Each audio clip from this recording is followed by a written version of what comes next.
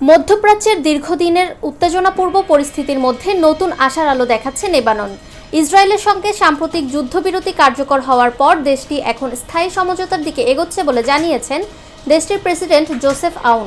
শুক্রবার জাতির উদ্দেশ্যে দেওয়া এক গুরুত্বপূর্ণ ভাষণে তিনি বলেন, 10 দিনের যুদ্ধবিরতি শুধু সংঘাত থামানোর একটি সামরিক ব্যবস্থা নয়, এটি একটি নতুন অধ্যায়ের সূচনা। এই ধাপ থেকে স্থায়ী শান্তি প্রতিষ্ঠার দিকে এগিয়ে যাওয়াই এখন সরকারের মূল লক্ষ্য। প্রেসিডেন্ট আউন স্পষ্টভাবে বলেন, আমরা এখন এমন একটি সময়ের সামনে দাঁড়িয়ে আছি যেখানে যুদ্ধবিরতি থেকে স্থায়ী চুক্তির দিকে এগিয়ে যাওয়ার বাস্তব সুযোগ তৈরি হয়েছে।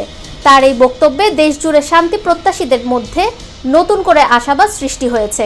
প্রেসিডেন্ট দাবি করেন, প্রায় অর্ধ শতাব্দীর মধ্যে এই প্রথম লেবানন সরকার নিজস্ব সিদ্ধান্ত নেওয়ার পূর্ণ সক্ষমতা ফিরে পেয়েছে। এই পরিবর্তনকে তিনি দেশের রাজনৈতিক ইতিহাসে একটি গুরুত্বপূর্ণ মাইলফলক হিসেবে উল্লেখ করেন। এর আগে যুদ্ধবিরতি কার্যকর হওয়ার আগে ওয়াশিংটনে লেবানন ও ইসরায়েলের রাষ্ট্রদূতদের মধ্যে বৈঠক অনুষ্ঠিত হয়।